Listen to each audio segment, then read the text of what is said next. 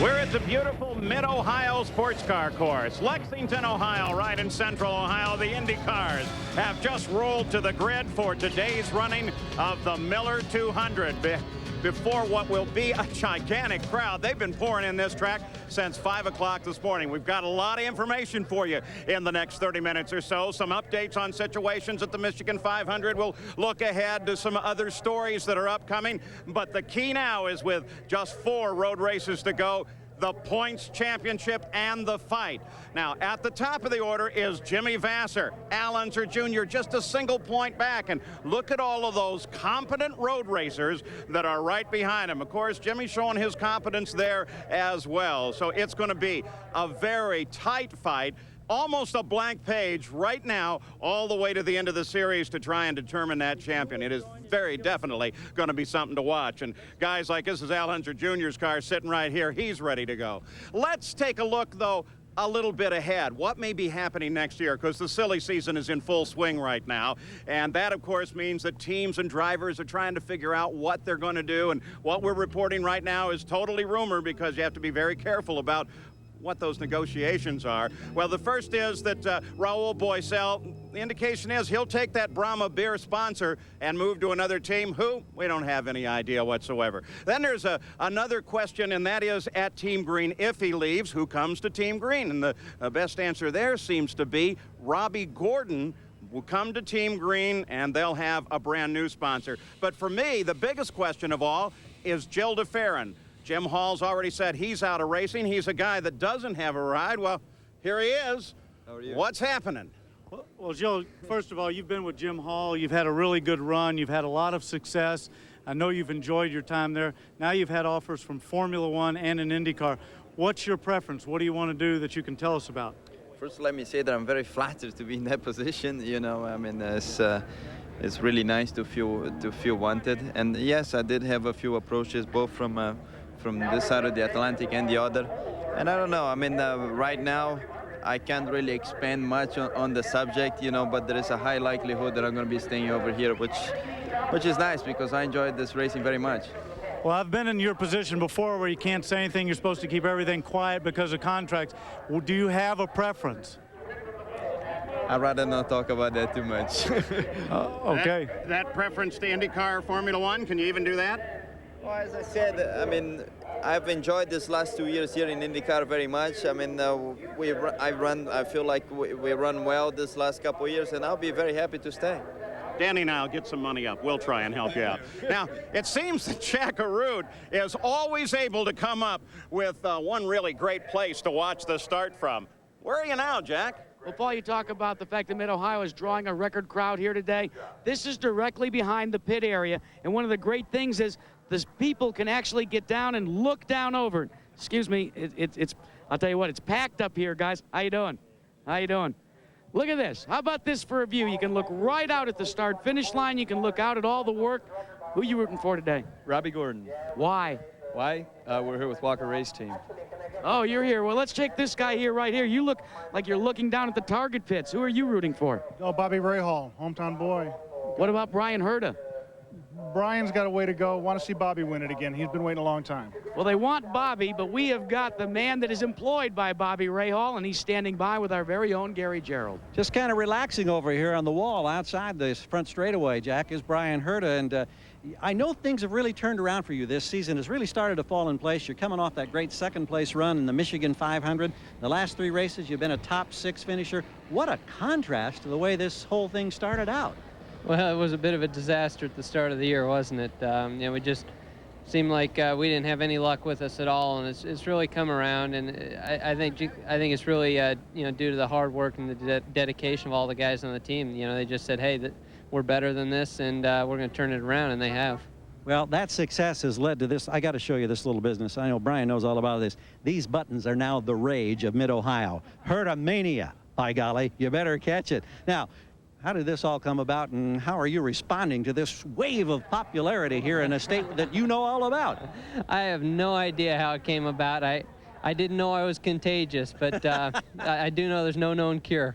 Well, I know this. David Letterman, who is a part owner with Bobby Rahal of this team, said the whole reason he got involved was so he could be on the ground floor of Hertamania. So what better endorsement could one ask for? Paul? I know I've got hertomania. Now, let's update you on Emerson Fittipaldi. Remember that crash at the Michigan 500 2 weeks ago. On the very first lap, just after the green flag, Emerson touched wheels with Greg Moore. It sent Emerson into the wall, big ball of fire, a very terrifying crash. And they then airlifted him from the track to a local hospital, finally down to Miami.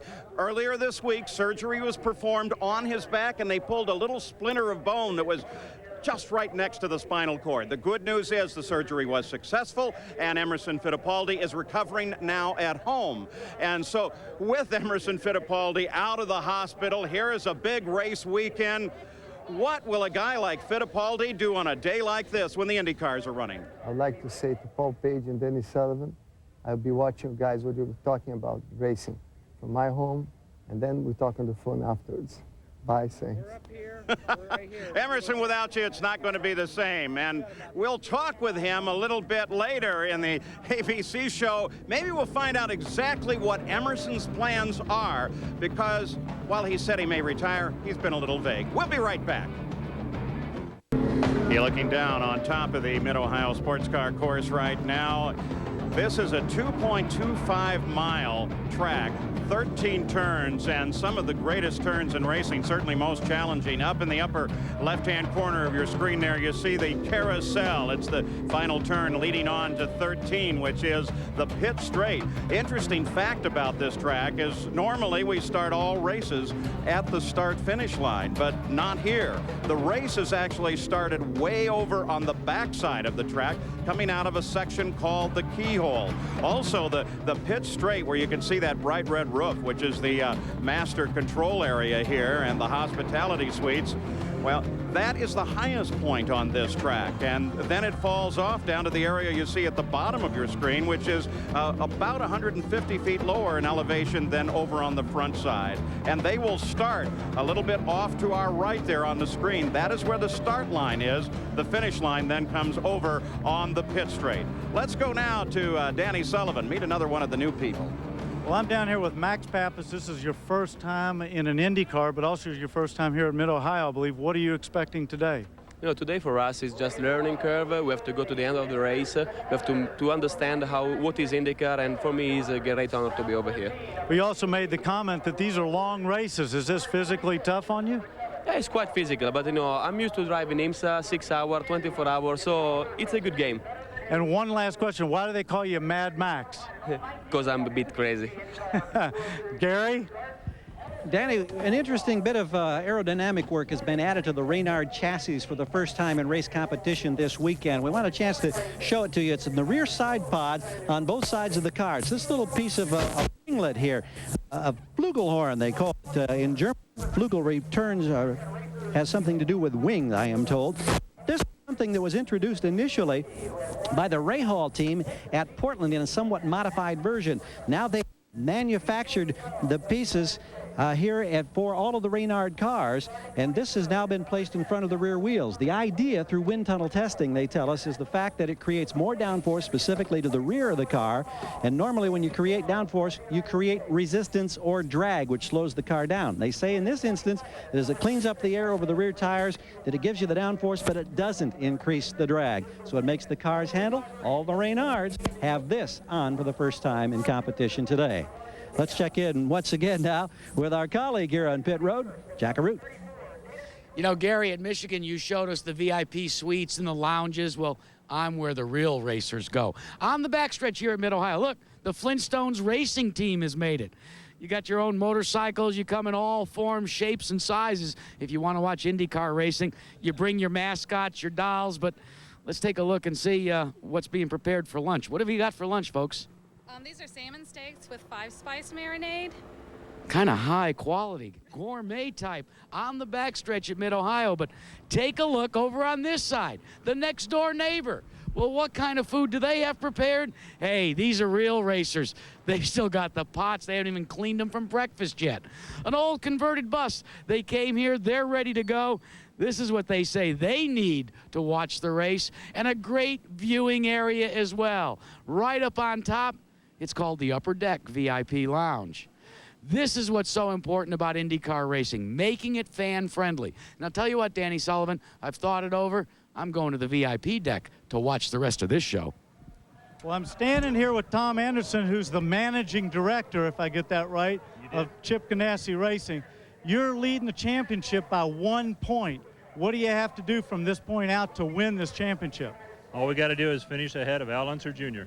You think he's the only one who can give you a run for the rest of the way? Well, he's second right now, and, you know, we've only got 4 races, Danny, and it's probably going to come down to Laguna. But here today, we're dealing with Mid-Ohio. We're not worried about Elkhart, Vancouver, Laguna. It's all here today, and Al Jr. second, and we want to beat Al Jr. Well, Al Jr.'s team manager, Chuck Sprague, who's an old buddy of mine, was my crew chief and team manager. You're in second spot. Now, you haven't won a race yet this year, but you're only 1 point behind. What do you have to do to win this championship? Well, we have to beat Jimmy Vasser, so our job's pretty straightforward as well. Our job's going to be a little tougher today, but the way I look at it, we got them right where we want them. They're up front there where we can keep an eye on them. We'll just come marching up through the field and see how the day ends up. Do you think you can win this championship by not winning a race? Do you think you can just do it on points, or are you going to have to win one? Well, we want to win a race. We want to win all the races. It's been done before, and Penske Racing was the team that did it, I believe, in '78. It's possible that, you know, the championship is based on consistency, and that's what we're working on right now. We're trying to stay as consistent we can and stay in the points. Well, you've heard it from the 2 guys that are in charge down here, so I think we're going to have to see what unfolds today and for the rest of the season. Paul? Certainly going to make for an interesting fight. When we come back, we'll be talking with more of the participants in today's Miller 200 from the beautiful Mid-Ohio Sports Car Course. Back on the grid at the IndyCar race from the Mid-Ohio Sports Car Course. Al Unser Jr. is now getting ready to buckle into the cockpit of his car, and it's that time when everything gets a little tense down here. Little Al getting final instructions, but look over here. Emerson, we miss you and your crew. That's from the gang that he raced for so long and really has been part of the team this year, and then even on a flag towed behind an airplane over the track here. So Emerson is missed. We're moving down to the moment of the start. Let's go to Gary. Michael Andretti at the nose of his car with a second row starting spot today, and I think you'd be pretty happy about that because starting position, it seems like very important at this racetrack. Yeah, it is. It's key. You know, track position is very important, and this is actually our best starting position all year. So, you know, we feel pretty good about it. The car's been good and competitive all weekend. So, you know, we'll just try to hang in there and wear them down. Kind of an interesting season for you and your team because you kind of struggled out of the box. Then you hit that hot streak where you won 3 out of 4, and then you've been struggling again. Do you think anything has turned the tide in your favor for this weekend? I think our biggest struggle is just finishing because in the races we've been very competitive. You know, the last race in Michigan I think we could have won, and other races before that. So it's not that we haven't been competitive, it's just that we haven't made it to the finish line. Keep an eye on number 6 from the second row today. Let's go to Danny Sullivan.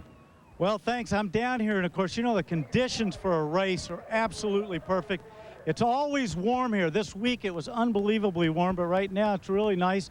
It's a little overcast. It's perfect for race conditions. This is one of the toughest one. Hey, look, we got right here Roger Penske. Now, Roger, you've had a tough last couple of weeks, of course, losing 2 drivers. You're fighting for that championship. You're 1 point out, but you haven't won a race this year. How are you feeling right now? Well, I think, Danny, this is one of 4 races to go, so we really have to be sure we finish here. This is a track, obviously, it looks like Vasser's got it connected. We'll see what happens as we go to the next 3 races. Unfortunately, we don't have Tracy and Emil here to help us in this points chase. It's good to have other cars out there that can take points away from the leaders. But again, see what happens here at the end. It's a long race. Well, good luck to you today. Thanks, Roger. And we're going along. We got a lot of people out here. This was always one of the most busy time. All the sponsors are out here. Look over here. We've got Tom Elliott right here. Now, he's from Honda. He's on his weekend job right now. How are you feeling? You've all been pretty dominant this year, and I don't know if you expected that or not. We hadn't really expected it, Danny. We thought we would be successful and win some races, but we didn't think we'd win quite so many so fast. But it's going to be a tough race here today. You know, obviously we're good. We're sitting on 2 cars on the pole, you know, first row. But the Ilmores and the Cosworths are both looking very strong. Good luck to you today. Thanks, Tom. Well, we move up the grid up here. We see a lot of the guys. Of course, the drivers at the moment are getting, you know, buckled into their cars. Some of them like it a little bit earlier. See Ziggy over here. Nobody's in the car over there. Over here to my left is Gilles de Ferrin. Now he's getting in the car, something that I never could do. He's getting into the car buckled in without his helmet on. I never could do that properly. I had to have my helmet on before, but he obviously likes it. Got Bruce McCall over here. How you doing, Bruce? Good luck to you today. He's running two cars, and we're moving further up the grid. Of course, Bruce owns one of the Pac West cars. His other car is a little further up the grid. Big Mo up here. And we got Raul Boesel. Good luck today. Good luck to you today, okay? You see, he had a little bandage on his hand. This place is really, really physical, and these guys are going to have their work cut out for them today. We're moving up here. We got Bobby Rahal, a little local guy in here. Hey, Bobby, this will be a great interview with you with your face mask on. People will love that. You looking forward to today? Yeah, the car went real well this morning, and I think we just have to have a good first pit stop. That should get us up front, and as I said, the car ran well, so I'm just hoping Brian waits up for me. Good luck to you today. Thanks. Well, listen, that's about all we've got time for right now. Let's go down to Jack Arute, who's with Parker Johnstone. Well, Danny, I want to set the record straight. You know, back in Portland, I quoted Parker Johnstone and said, as an Oregonian, there were only two types of people that predicted the weather, fools and cucumbers. Let's set the record straight. Newcomers. Newcomers. Not vegetables, newcomers. But you grow a lot of vegetables up there. Only during the summertime. The rest of the time, the only vegetables that come there are tourists. Well, we're going to give the Cucumber Award every year, but let's talk seriously now. Mid-Ohio Sports Car Course, how busy are you in the car? Extremely busy. I'd say as far as physical effort, this is one of the toughest tracks that we run on. It's also an incredibly difficult setup track, trying to get all the pieces right. You look at Chip Ganassi and the Target cars, they've done it. Us back here, we have a whole different strategy for this race. And folks, in case you're wondering, how does he hear what his crew's got to say to him? Specially molded earpieces. And for Parker, he sticks it in there, but what he does too is he also seals them up because the engine noise at high revs is so bloody loud. Then he'll put the helmet, the gloves, the balaclava on. He'll get in the cockpit. That's his office. He'll go to work today. Now we're going to break away from here, have a few commercial messages, and then we're going to be back to get ready for the start to today's Miller 200 in Mid-Ohio. Next here on The Deuce, the True Value Off-Road Racing Series. Now, Jack Arute is always wandering around, prying into what everybody in IndyCar racing is doing. So let's check what Jack Arute is wondering about today.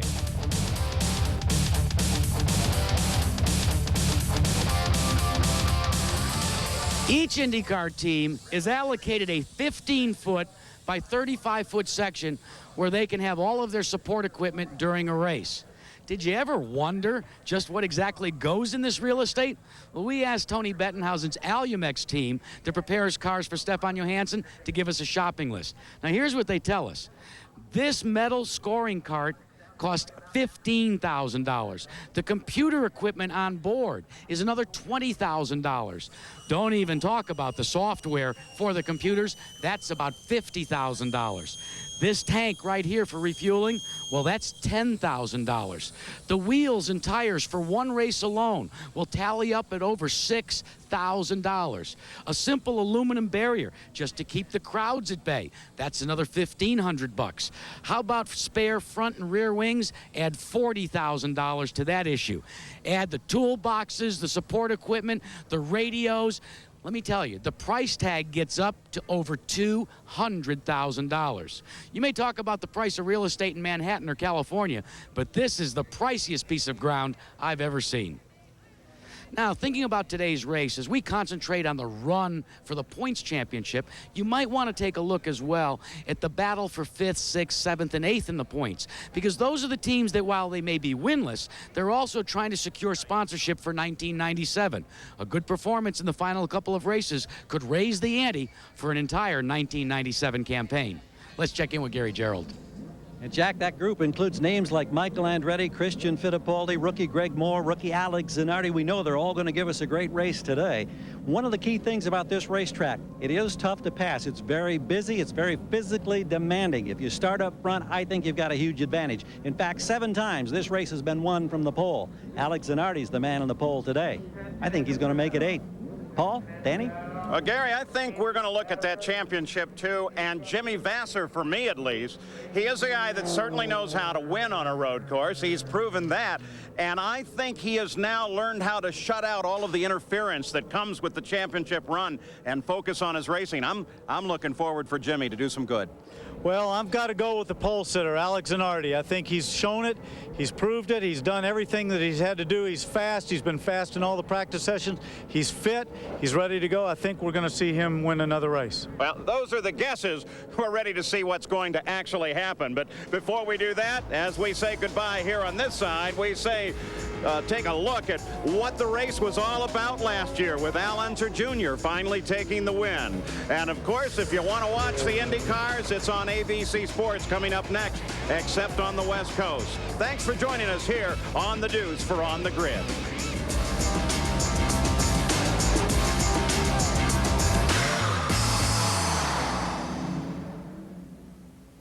Car points leader Jimmy Vasser. Those objects are the 3 drivers chasing him in the championship. Christian Fittipaldi, 4th in points. Consistent, always scores on road courses. Gilles de Ferran, 3rd in points. The best on a road course this year. Al Unser Jr., 2nd in points. 25 of his 31 wins have been on a road course. With 4 road races left and a 1-point championship lead, Vasser knows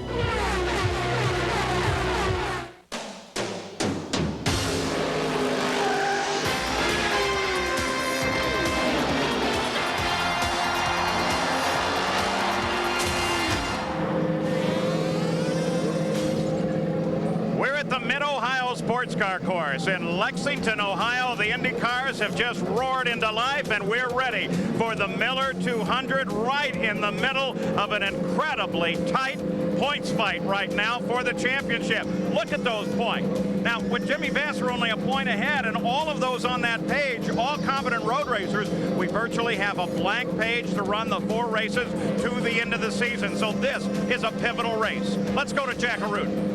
Well, Paul, this is the separation between Team Ganassi's 2 pits. On my left, you will find the pit for Alex Zanardi. On my right, for Jimmy Vasser. But here's the problem. That 1 point that Zanardi took, well, it could be the difference in that chase for the championship.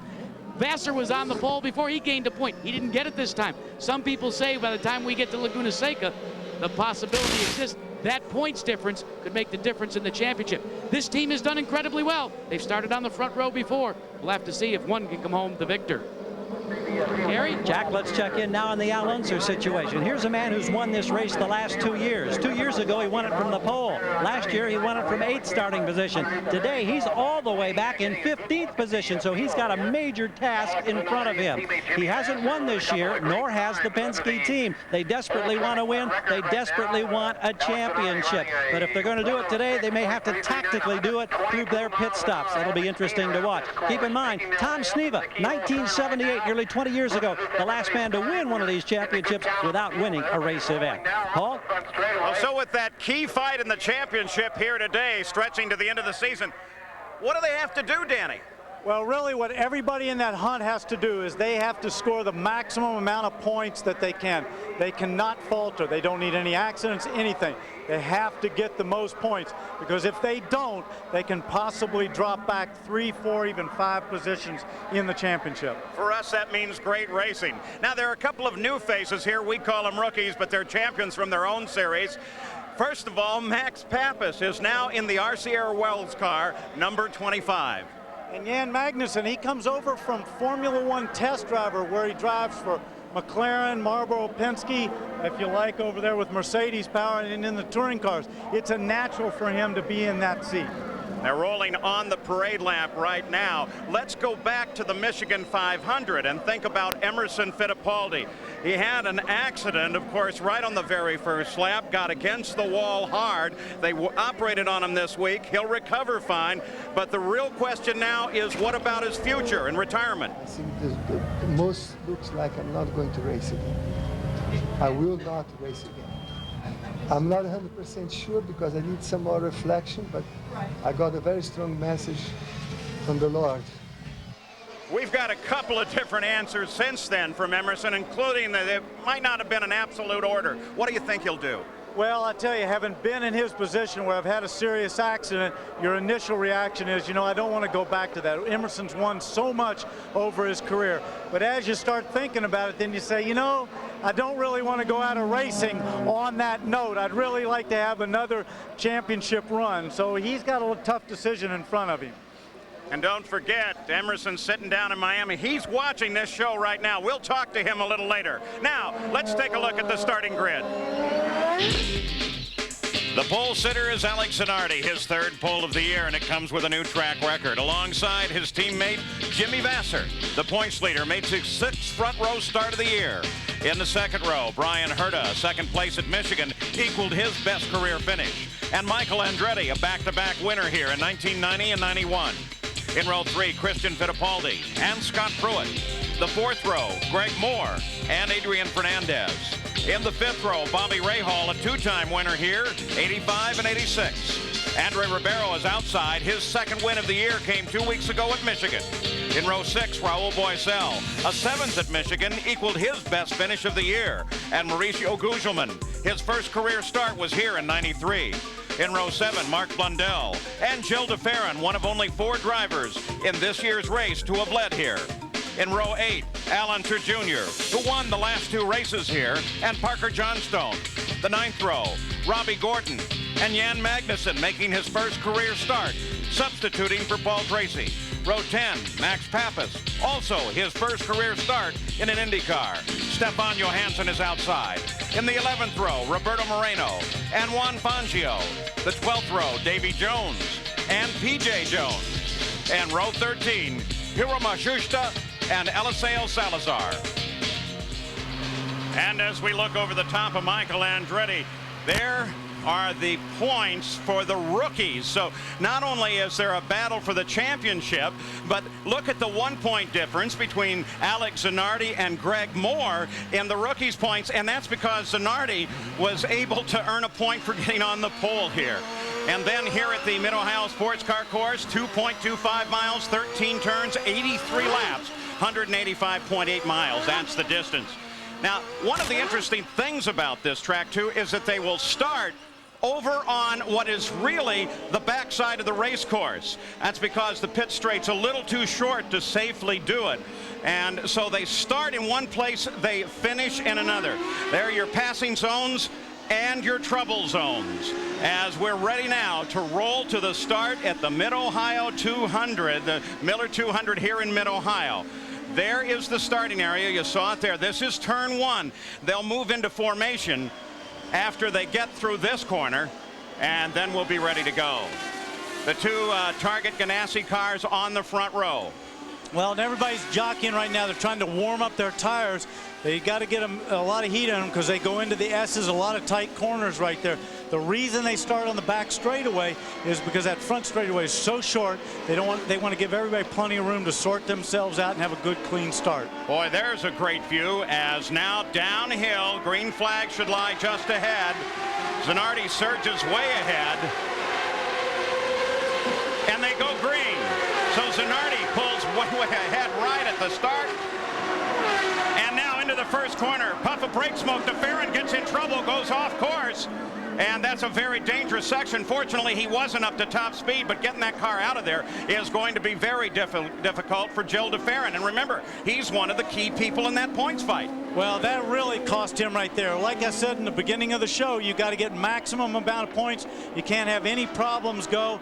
He's not going to do a very good job in here. That sand's supposed to get in there, and he'll lose too much ground. If he doesn't dig in, he might get out of there. Here's what happened. Coming down into the green, look way over to the right there. At the back of your screen, that black, see, he locks up. He just locks up, and he taps the car in front of him that looks like it was one of the Pac West cars. Grugelman. And he just locked it up. He just got in there too deep. And the course marshals are reporting that Mark Blundell has a flat tire. We've gone to full course caution right here on the start. That's going to help Gilles de Ferran. They'll be able to get him out of the sand trap, and hopefully he will be back into the race. Well, they try to get with de Ferran in the cockpit. Never seen that before. They're trying to get him out to the edge of the course. Well, and Mauricio Gugelmin, by the way, was the one with flatted tires. They are under full course caution, and it looks like they're doing a little more work than just that. Well, I think he got hit pretty hard there by Gilles de Ferran. See, we're in the screen. They're not in it yet. Here comes Mauricio. You'll see him come in there. The red, boom! He just rams him right in the back hard. That probably cut his tire, but it might have done some suspension damage. That's why he's still in the pit. If it was just a tire, And the reason they're taking deference is they're going to try to get him off there, pull him, he'll jump start the engine. See, his nose is all black down there. That's where I think he hit Maurizio. And then what will happen is they'll give him a toe start, he'll go in and get new tires and try to get back out. But I got to tell you, Paul, unless everybody else has a problem, his race in terms of the points today are over, because he'll be 3-4 laps behind by the time he gets out. Yeah, it looks that way. Let's go to Gary Gerould. Well, we're just standing by with the crew down here, and they've gone over the wall, and they've got fresh Goodyears out there, and they're hoping that they will see their car very shortly. He can get in here, and they're anxious. Obviously, great disappointment, because everybody's so pumped, so primed. They know the critical importance of this race, and now they've been deflated with this incident right after the green flag. So a very, very tough break for Gilles de Ferran. We'll just wait with the crew and see what happens. Paul? Well, the crew sits there, they wait. They have no idea what might be occurring on that race car, what damage there might be. And Gugelmin continues to sit in the pits as well. Jack? Well, let's update you on Mauricio Gugelmin. They changed the tire. Now they want to check through with the luxury of this full course yellow, all of the suspension pieces, make sure that they don't miss something. Let's update you on a couple of issues. Number one, Jimmy Vasser, before the start of the race, was on the radio complaining about his teammate. He said Alex Zanardi wasn't giving him the proper room. He said he's going to try and jump me on the start. Nobody answered him. There's also been a major change in Alex Zanardi's pit crew today. You see, earlier today, Rick Davis, who changes the inside rear tire, they think he may have suffered a broken foot while he was pushing a big toolbox out here to the pits. So the team has had to scramble. They've added Simon Hodgson to the inside front tire changing position, moved Rob Hill. Remember Rob? He was the guy that came down with Lyme disease. He's moved to the inside rear, replacing Davis. And Philby will stay right where he's been. And green flag comes out as Zanardi leads him down. Look at Rahal and Ribeiro as they both jumped underneath of Greg Moore. Hey, Greg Moore's got some kind of a problem. Everybody went by him. He was getting past. He was that bright blue and white car that you saw on the outside of your screen. He was getting smoked. Michael Andretti chases Brian Herta back to the front. The 4 cars, the pole sitter Alex Zanardi. There is Moore, and he's in trouble. Remember that rookie points battle we were telling you about. 1 point separates Zanardi and Moore. Another story. Ferran is in problems in terms of trying to catch up. Now Moore, some sort of mechanical problem that's going to affect that fight.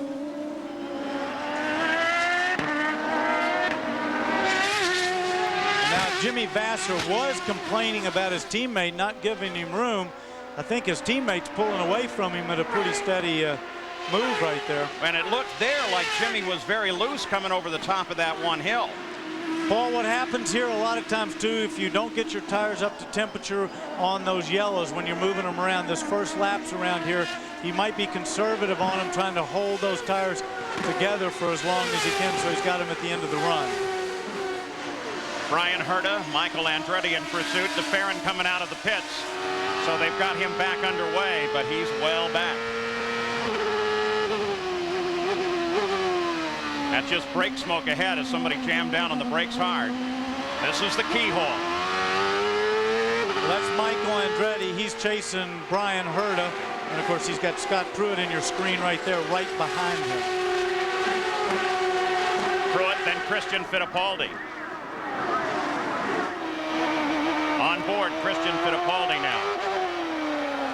Now, Paul, what you'll really see here is watch his hands and how physical this track is. And see, they've got no brake. He turned right, now he's left. He's up over this sharp hill, gets a little light there. Down out here, he's got a brake. The car wants to go left, up over that hill again. Off there, now he comes up through this corner here. Now he's got a sharp left-hander, a short, just a squirt on the throttle, brake hard. This is a tricky corner, the carousel. Around this, very important to come off here with the power, left-hander. See how much his hands are moving? He's going to be doing that all day long. Now a fast left-hander through here. This is quick. This is in 4th gear, almost flat out. And up to what we know is the keyhole. Now, if you look in the upper left-hand corner, in the past we have run positioning throughout the field and the laps to go down across the bottom of the screen. Here's something else we're going to try. It might be a little more convenient if it's up in this section, especially on a road race. Let's see how this works. Seems to be working very well thus far. Gary Gerould, Greg Moore, what's the problem? apparently lost boost, Paul, for a moment, maybe more than a moment. Dropped all the way back to the end of the single file procession. Now they're checking the computers and the telemetry, and it looks like the boost is coming back. Meanwhile, they've got all the spare electronic parts poised just behind pit wall in case they have to bring him in and make changes. But right now, it looks like he's back up to power. But boy, what frustration. Greg Moore right in the middle of that rookie fight. Kind of surprised me that he has not yet won a race. I really thought he was going to score in his first season, but still 4 races to go. He's a road racing expert. Maybe it happens here. Andre Ribeiro. Honda Power, there he is, the Ducati car, now on board the Miller car. Paul Ribeiro, and I meant Fernandez. Right. Paul, interesting here, though, that you bring up that he could win his first race. Of course, he's dropped back off that, but no driver has ever won his first race at this race. And we're riding with the guy who probably has the most experience. That's Bobby Rahal, currently 8th. And Rahal, this is his home track. He lives not all that far from here in a Columbus suburb as he comes in to challenge Fernandez. You know, it's interesting. We just saw him down there at the end of the straight following Fernandez in that Honda powered car, Bobby being Mercedes.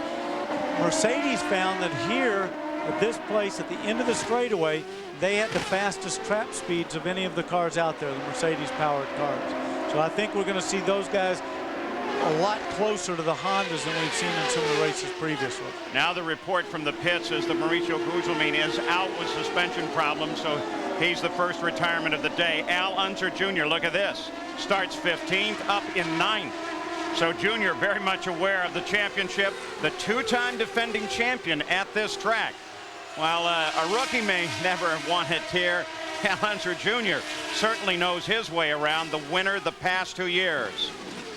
So 7 laps are now complete. The pole sitter Alex Zanardi jumped out to a good start on both the green and then on the restart. His teammate, the points leader Jimmy Vasser, is following. Back at the Miller 200, the beautiful Mid-Ohio Sports Car Course, Lexington, Ohio. The battle is for 3rd place. Michael Andretti, the black Kmart car there, is chasing that yellow, black and white shell car of Bryan Herta. He's been right on the top of Herta a couple of times in what's developed into a pretty good fight, but has also brought Scott Pruitt and Christian Fittipaldi down where they're very close to getting into this battle as well. Let's go to Jack Arute.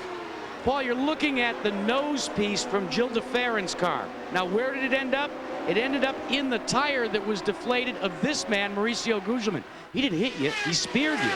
Oh, it was incredible. I made a good start. I saw nobody behind. I went around the outside. I was close to passing Ribeiro. Next thing, this bang on my back. I think he missed his braking point by 200 yards or something. Well, he missed his braking point, and we told you they were going to check around Gary Gerould. What they found were the wishbones were bent and broken as well. So he's out of the race. Gary? And Jack, here's the other part. This is what's left of Gil de Ferran's nose, and you can see how all of this carbon fiber, Kevlar type of stuff that's so strong has just been twisted and chewed away. That's what happens when you rear end or make contact with somebody at this great speeds with all that energy. I think the point there, too, is that that's not fiberglass. Carbon fiber construction is very, very strong. To do that kind of damage, you're talking some severe energy. Well, as we saw in that shot, I mean, I think Big Mo's right. Gil just loused up his braking. I don't think it was too hard, 200 yards, but he loused it up by a lot and just rammed him right in the back. Blundell has been reported with an off and on. Split off the course, got right back on at turn 2. Zanardi, Vasser, Herta, Andretti. There's the top 4. And we are watching as Michael continues to try and work on Bryan Herta.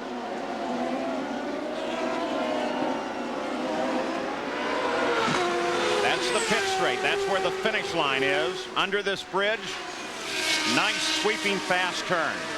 That's a really fun corner. That's the fastest corner on the track. You take that in 4th gear. It's almost flat out. But what we're seeing here really is that the 2 Chip Ganassi cars are gone. They've checked out. They've gone down. See, they're down the straightaway. You get a visual right there. Now here comes 3rd place. That's quite a distance with this much, with only having gone, what, 11 laps. But see that battle in there. If you like, look at this. Bobby Rahal taking a look to get around Adrian Fernandez. Looks to the outside of Fernandez. Not quite enough room there, but Very definitely Bobby's on the prowl. This one has closed in to be a little tighter battle than that one we were watching up front. Look at Rahal right there. And look who is right behind him, who's benefiting from this. Al Unser Jr., Gilles de Ferran, but I think he's about 3 or 4 laps down. So de Ferran in the middle there, Ribeiro right behind him, and got a problem with P.J. Jones, a fire at the back of that Toyota-powered car. So the Castrol car pulls to the side. There is the IndyCar safety team right there. There's a smart guy. He knew exactly where the fire station was, if you like.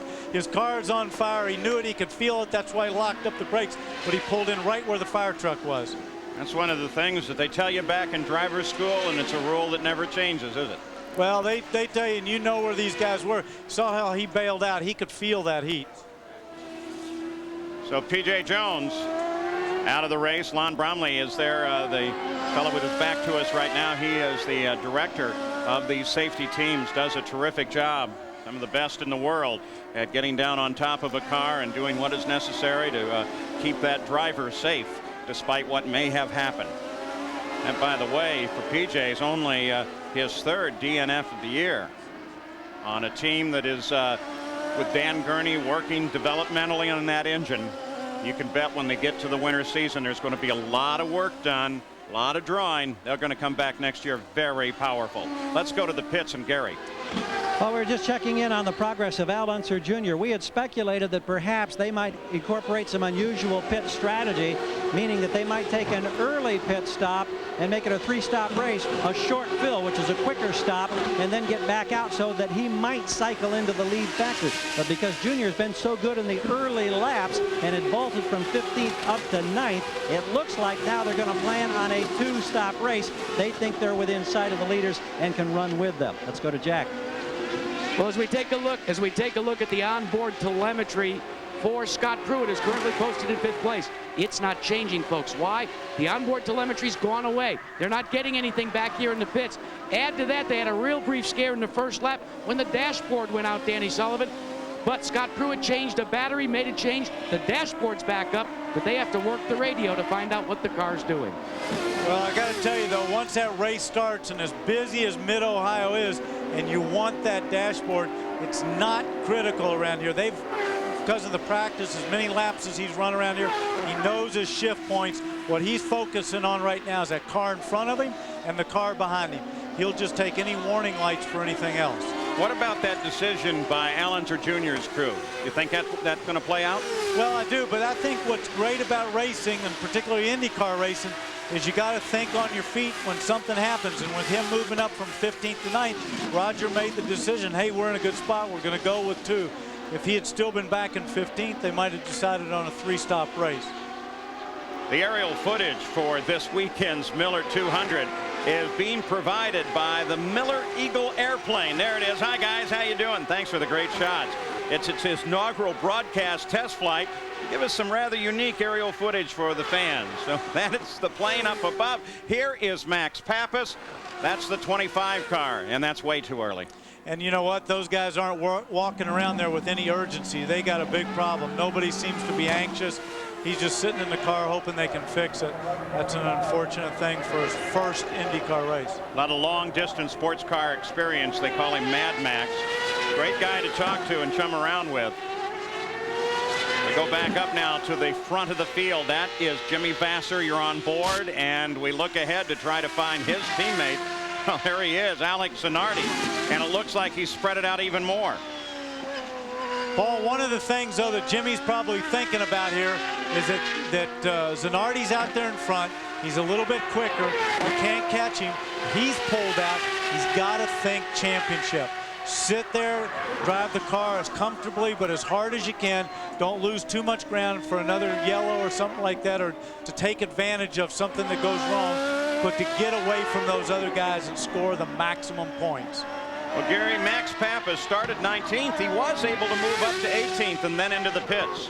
Apparently a clutch problem, Paul. That's what they've been chasing. They've tried to look through some of the linkage that they can get to, and it looks like maybe they've had some success because now the starter is poised under the rear wing, and they may be trying to fire it up again in a moment. We're just hanging on to see. He started to unbuckle, then got decided no. They're making a wing adjustment, and I think they're going to try to fire it up and get him back on course.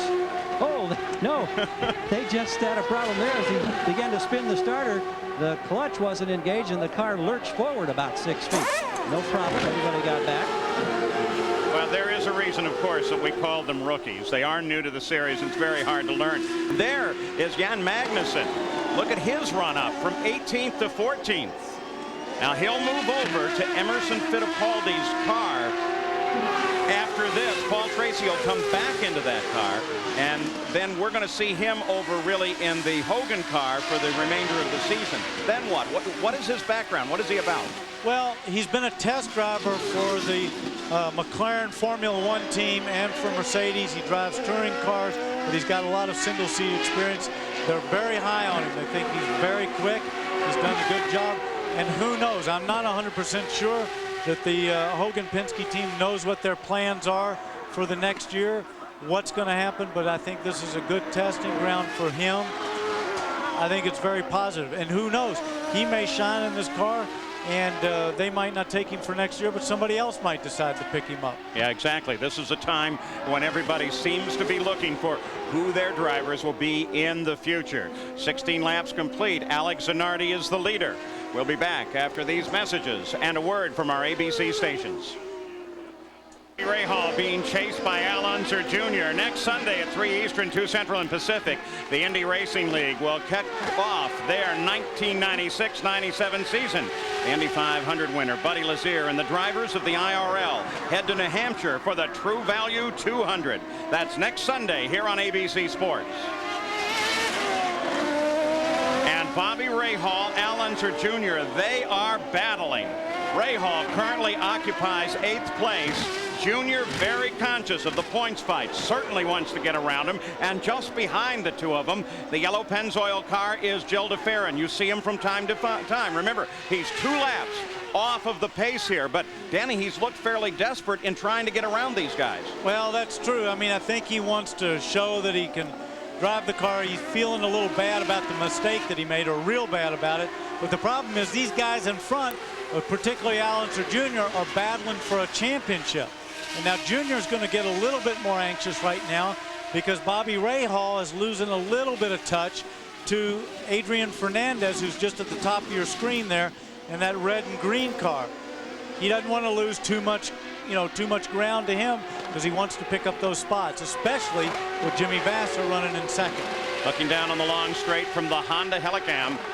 Down there is the start line, the finish line, of course, over on the pit straight, and Bobby Rahal continues to have Al Unser Jr. right there. De Ferran is still a bit closed in. Jack Arute, are we getting anywhere close to stops? Yes, we are, Paul. Tom Anderson radioed to the current point leader, Jimmy Vasser, who runs in second. Let's come in on lap 30. That's what they're planning to do. But Alex Zanardi is being cautioned right now to remember about overtaking traffic. Let's not forget, out at Michigan in the Michigan 500, the wide line and the push condition that puts Zanardi in the wall while leading, Gary Gerould.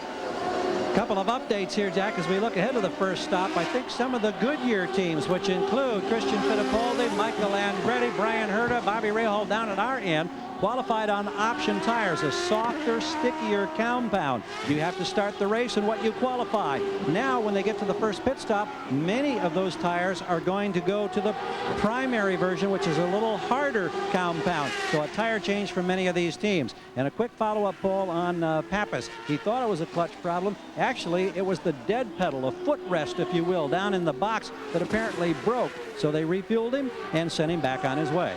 And Pappas is out. He is 3 laps behind the race, along with De Ferran. Actually, Pappas now flashes has 2 behind, and then De Ferran 3 behind, watching for the leaders as they make that move through 13.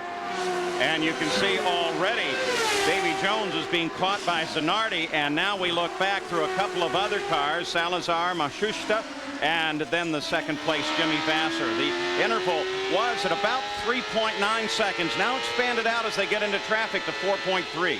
Well, something you have to be very careful about at Mid-Ohio is traffic, because there's really only one good passing spot at the end of the straightaway that Jimmy Vasser is just coming on to.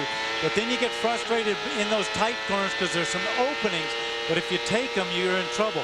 For about 5 years when I was racing, the race was lost by just moves like that right there, where the guy would chop them and he'd knock the leader out of the race. Jimmy Vasser trying to make his way around Eliseo Salazar, but doing it very carefully. Report from the racetrack now regarding Robbie Gordon. As he came past the pits a few moments ago, they said the engine was running rough. Here's a way to find out.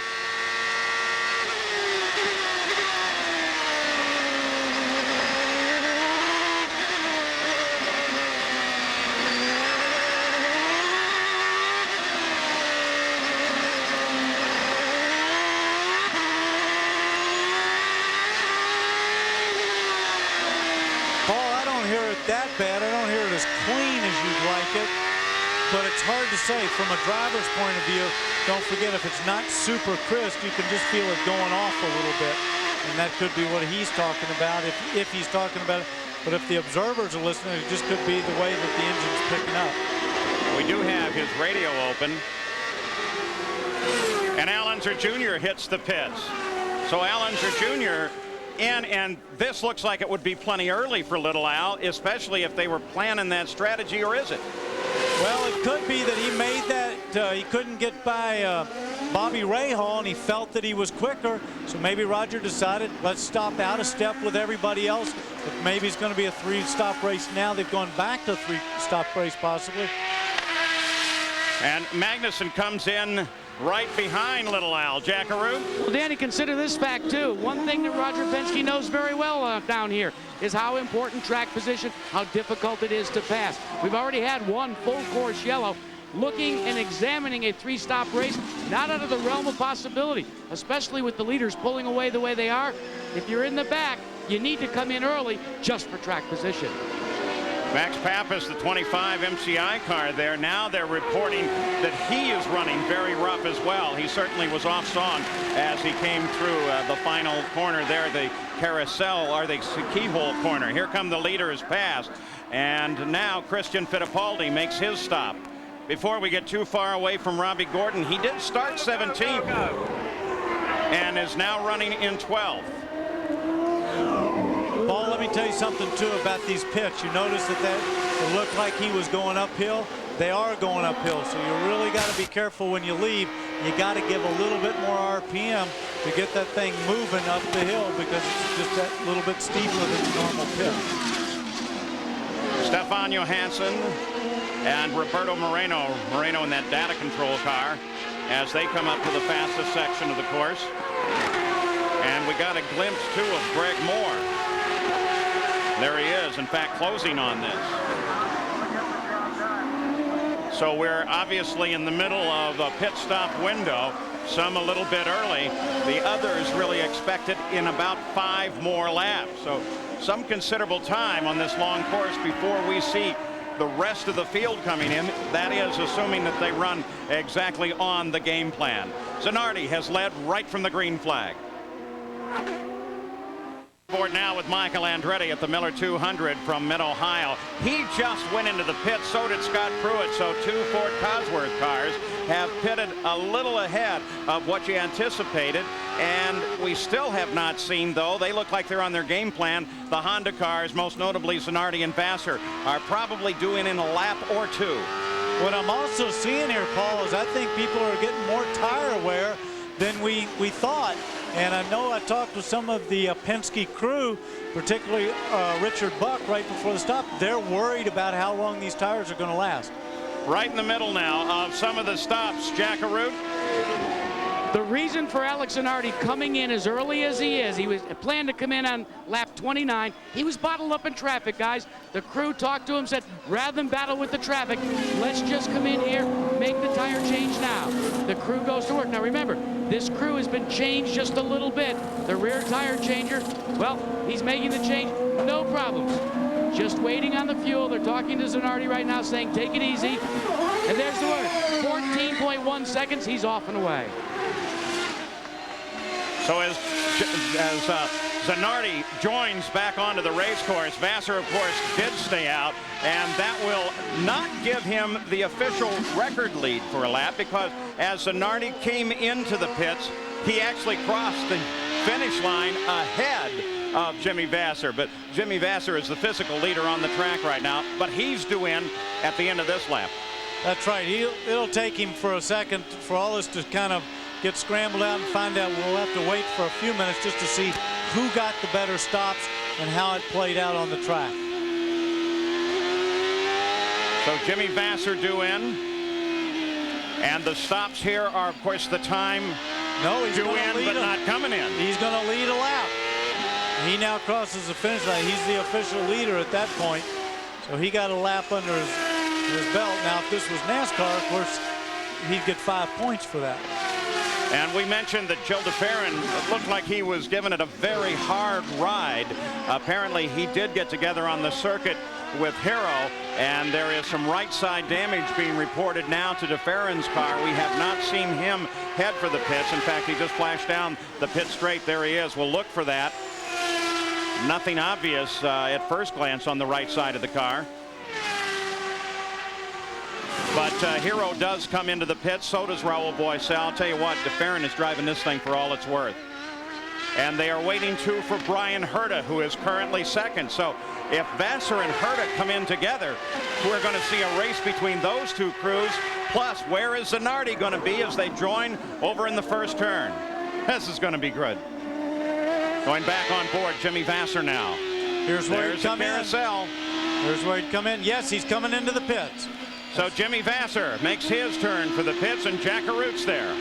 Already, Tom Anderson is telling Jimmy Vasser to be nice and easy. Watch for the traffic coming in. He hits his marks. Now, he's already radioed in that he does not want any changes, just a full tank of fuel. They radio over to him to make sure he resets the fuel button. Jimmy Vasser, now knowing that he's got a drag race on his hands, trying to beat out. Let's go to Gary Gerould. Bryan Herta in for his first service. They're going to stay with the option tire. Michael Andretti on his stop moments ago changed to the primary. Al Unser Jr. put primaries on the front, state option on the back. Herta 13.8 seconds. Bobby Rahal also in behind him getting his service. A problem on the right rear wheel. Now they get it in shape and Rahal starts to move. Well, for Herta, you couldn't ask for a much better stop. That was good work by the crew. You may have noticed from the aerial that Zanardi did come across the line and well ahead of Vasser when Vasser came out. So Zanardi reassumes the lead. And then Vasser chased out, and then Herta. So the order should not change when they come around to be scored at the start-finish line again. We'll have to see as well whether that early stop by Al Unser Jr. actually puts him in front of Bobby Rahal on the track. And continuing to track de Ferran, if he has a problem, his crew certainly has not yet reacted to it, and he's gone down the front straight, the pit straight actually here one more time. So he's apparently comfortable with that car.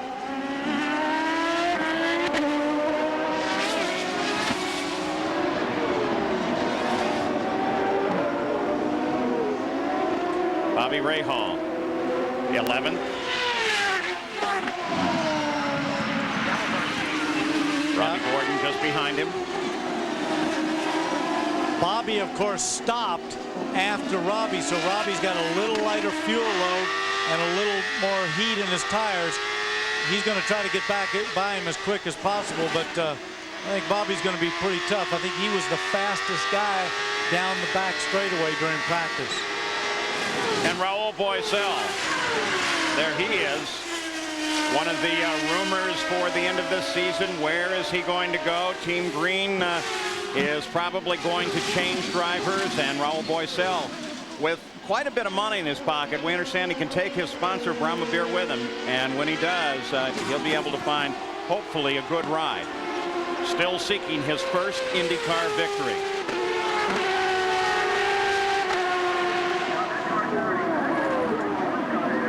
And following up too on the Emerson Fittipaldi story, you know, he's watching down in Miami, and we're going to place a telephone call to him very shortly here.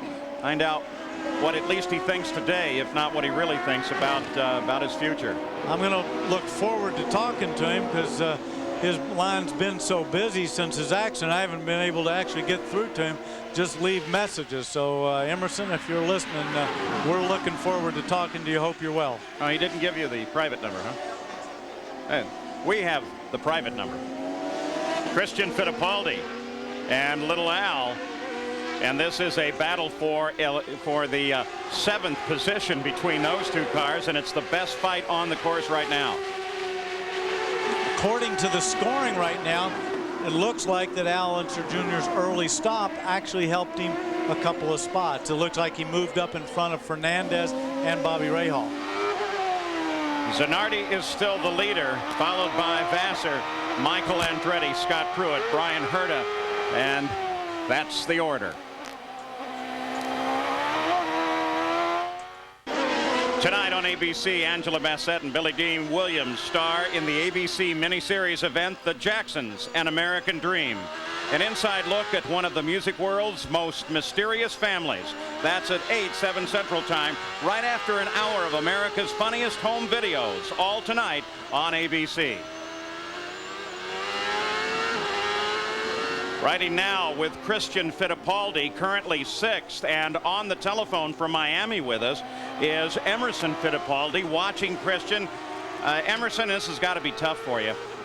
Well, Paul, it's very tough to be here. I would like to be racing there, and I'm very, very happy to be watching the race anyway, and being recovering physically from all the damage I had in Michigan. I would like to thank all the racing fans and the friends that give me a lot of motivation for recovery. Well, Emerson, in that accident, which was very frightening, what exactly happened to you, and how are you now? Well,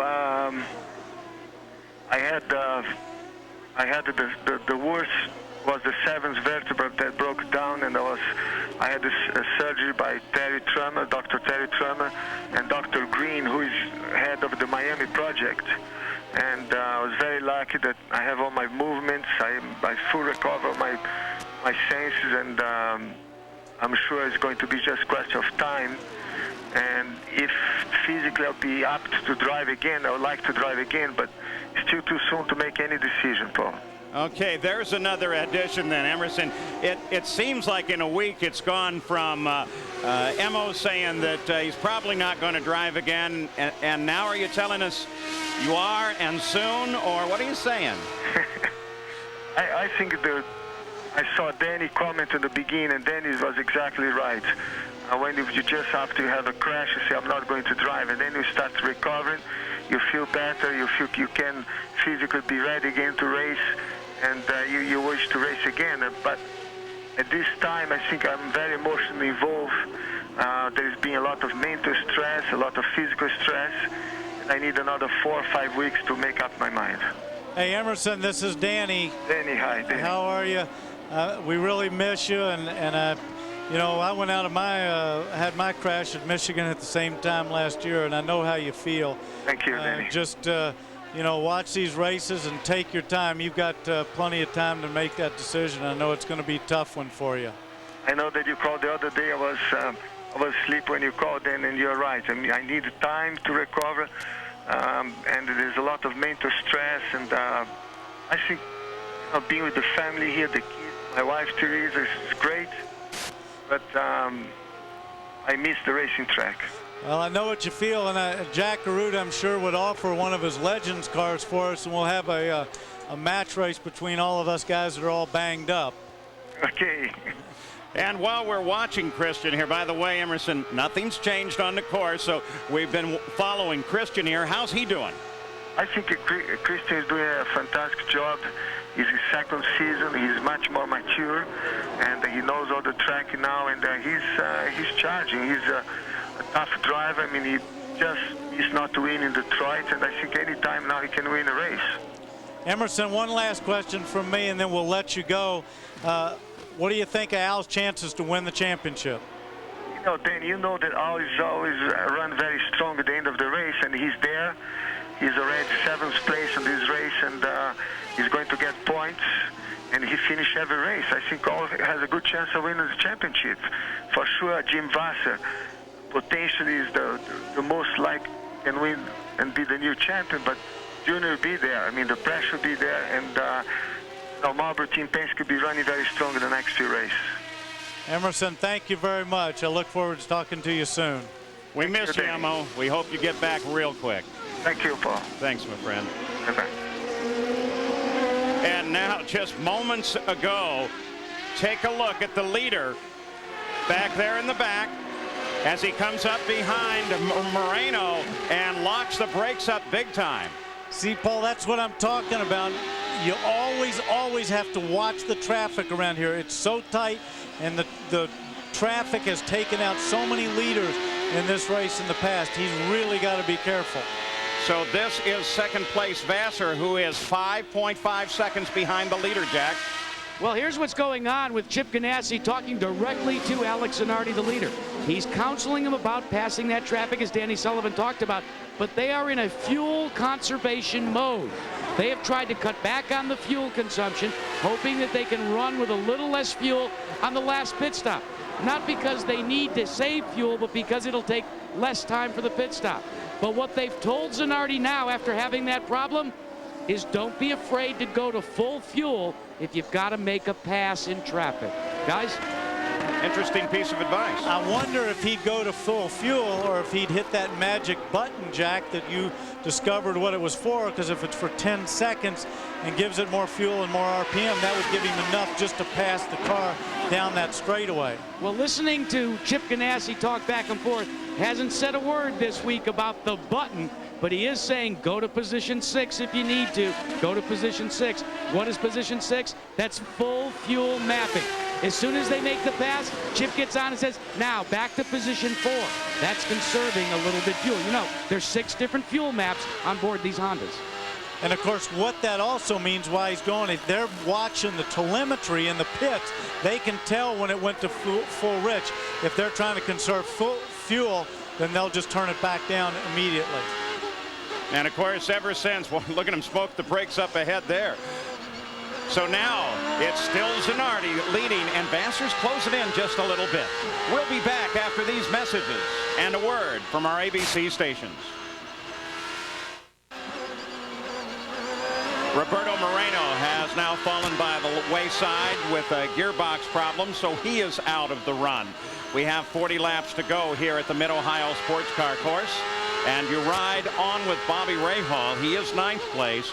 Just ahead, that is Fernandez, and the two of them have been battling rather constantly for the past 5 or 10 laps.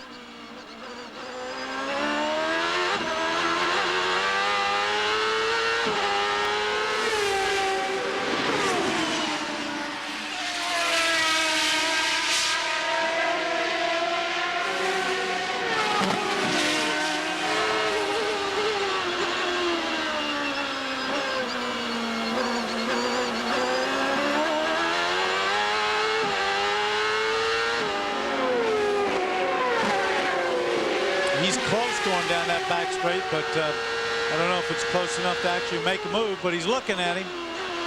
Not quite enough. And still not close enough. He's almost got to be back under that rear wing. You saw him fall out a little bit earlier, P.J. Jones, and now he's with Gary. Okay, what was the story on that fire? What caused it? Well, we were in the hot seat a little bit there. I was just going down the back straightaway. We were getting better and better with the car, and started smoking a little bit. And I looked in the rearview mirrors and saw some flames. I thought, well, I better get out of this thing before it catches on fire. And stopped the safety crew did a great job getting the fire out. We've talked so many times about this Toyota developmental program. You've stepped up. It looks like you've had more power the last couple of events, even from when you tested here. Right. I mean, we gained about 2 seconds from when we tested here. And, you know, the car's working better. The motor's a lot better. You know, we really need the off-season to get our car better and get our motor. The off-season comes, I think we'll make great strides. Thanks. Thank you. I think a lot of people expect that. Bobby just making an attempt right there. He wants to stay as close as he can, but see, Fernandez just pulled out a little bit. Good comparison. Here we go. Now Bobby's going to take a look. He's going down the outside. Fernandez is blocking to the inside. Bobby does a great pass right around the outside. There's where experience on this track really pays off. You wouldn't think that was possible, especially considering after the first of those turns, it's off camber. You can fall right off the racetrack. This one track, though, you can go around the outside there because then you're on the inside for that left-hander up over the hill, the second part of the S's, and it is banked there. And like you said, Bobby's got a lot of experience around there. He's probably done that move a couple times before. Absolutely beautiful move by Bobby Rahal as he makes the pass on Fernandez. That Allenter Jr. He seemed to close on him very fastly. See Al's car moving there a lot, but Bobby seemed to close in on him incredibly quickly right there. And he closes again under braking. I don't know. That kind of looks like Al Jr.'s having a little bit of problem getting into that corner. Bobby's going to go by him, I believe, right here on the straightaway. Al's going to try to hold him off, but he doesn't have quite enough.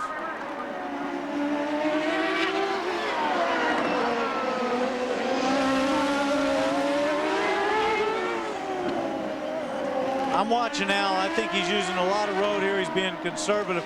I see the car wiggling around a lot. I've got a feeling that his tires are going off a little bit here. Yeah, there's got to be something going on there, because now here is Fernandez, and Rahal just got him so quick and got around him. And just pulled away. And Al had been out there comfortably in front of him. I've got a feeling that his tires are going on, so he's probably trying to conserve it as much as he can. Don't forget, Al Jr. stopped earlier than most everybody else did by 3 or 4 laps, so his tires are probably going away a little bit faster. Tires a little close to the end of their life. Roberto Moreno, we reported him out, Gary Gerould. Yeah, we thought maybe it was a clutch problem. Roberto, I understand that was not the case. What was the problem? Yeah, well, the data control Firestone car was running fine. It was running very strong, stronger than in qualifying. We made a very good setup. The tires were lasting fantastic. We just had a good pit stop. Unfortunately, changing gears, it's like something broke on the gear shift, and it got stuck in one gear. You move the linkage backwards and forwards, and nothing happened. So it was the end of the day for us, unfortunately. We'll be back the next race next weekend. I appreciate it. Thank you, Paul. Mexico's Adrian Fernandez all over the back of Little Al now. Boy, that was some close racing in there. I mean, Little Al might have some problems, but he is not going to give up. Jack, you have something? Yeah, it's exactly what you thought, Danny, and it's exactly what I thought about the early pit stop. He's got 3 more laps on those tires, and according to Richard Buck, this is his quote, "This is the price you got to pay when you gamble on track position." The tires are going away. So Al Unser Jr. now has to fight the race course and his tires. What he has to be careful of too, though, Paul, when he's that close wheel to wheel, if he takes a chance and touches, don't forget Jimmy Vasser's up in 2nd place right now. Al Jr. has dropped back to 8th spot. He does not want to lose those points. Fight is for 8th. It looks like Fernandez may take it here as he comes inside a Little Al, under braking and slides past Robbie Gordon just behind him there. Now, will Gordon be able to overhaul Little Al? Now, look in the upper left-hand corner there. If the race were to end now we know it's not going to end right now, but as we continue to track the championship, well, Vasser, by nature of his position, and Little Al, as a result of the struggling he's going through now, Vasser would surge ahead in the points. I think that's right now, but I still think there's a lot of racing to go. Just something to think about. Just a little something for the future. Well, but the thing is interesting, while you're thinking about that, so are the teams, but so are the drivers. They're actually out there analyzing where they are. They know what position they're in, and they know how important those points are. I believe that's also, as I mentioned earlier, why Jimmy Vasser's probably being fairly conservative. Now lining up behind Little Al is not only Robbie Gordon, but here's the LCI car, Andrew Ribeiro. And Raul Boesel, apparently a problem. Not yet off the course, finally takes a dart off. Here comes Ribeiro moving inside of Robbie Gordon. And they touch as they come through the corner. Here comes Magnussen, looks like he got him too. I don't think that Robbie actually touched. I think he had to hit the brakes so that he didn't hit him. Geez, I thought I saw that. We'll listen here. Magnussen hit me. But he... I'm going to come in, push it back down. Push the steering rod back down. I'm going to come in and pit. Take tires, guys. Be ready. See, he said that Magnussen hit. Straight the steering rod into fuel. Well, it looked like there... It doesn't have a big crease. Just push the steering rod back down. steady, steady, steady. Easy now.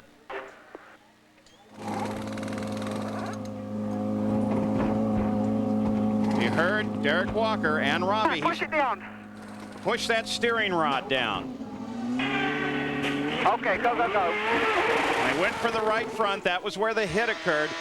It looked, he said it was certainly Magnuson. I saw Magnuson get him. I wondered if he didn't have contact earlier. Let's run it. It looks fine. It looks okay. So Derek Walker says it looks okay, Danny, but here it is. All right, Ribeiro comes around him. He's on the outside. He knows he's got that bank corner there. He stays on the outside, stays right there. No, he touched it. Boy, he went way off, but look here. Now there's Magnuson. That's where he touches. I think that he just ran off the track with Ribeiro. Okay, they're on the inside. Very close racing here.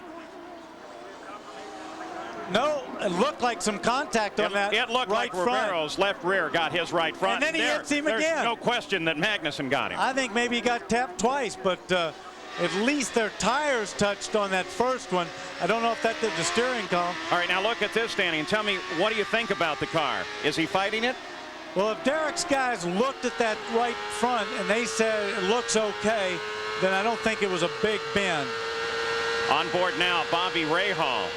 He comes right up alongside Christian. Heavy braking, he hangs on to it. Whoa, almost overstepped it there as he came up to battle the 6th place Christian Fittipaldi. But you know what I'm seeing here? Bobby's really picked up the pace. Past Al Jr., we know has a problem, but he just moved right to the front and caught Christian. And not to totally ignore what's going on at the front, it's no contest right now. Alex Zanardi is almost 10 seconds ahead of Jimmy Vasser. And Michael Andretti's another 8 seconds back from that. Back at the Miller 200, Lexington, Ohio, the Mid-Ohio Sports Car Course. You're on the nose of Bobby Rahal's car as he battles with 6th place Christian Fittipaldi. We should see pit stops very quickly here by the leaders, as 53 laps are complete by the leader of the race, Alex Zanardi. This has been the hottest battle on the circuit. And we've been talking back and forth while we were away about that contact between first the one car coming up on Andre Ribeiro. Andre Ribeiro got next to Robbie Gordon, and then Jan Magnuson. And we looked at it a couple more times as Rahal tries to move here. He's going to try around the outside, but not enough. And what I think we've decided is that the smoke you see is from him locking the brakes. So Danny Sullivan had it dead on. The touch came from Magnuson. This is the Honda Helicam looking down on that ongoing battle, Fittipaldi, Rahal.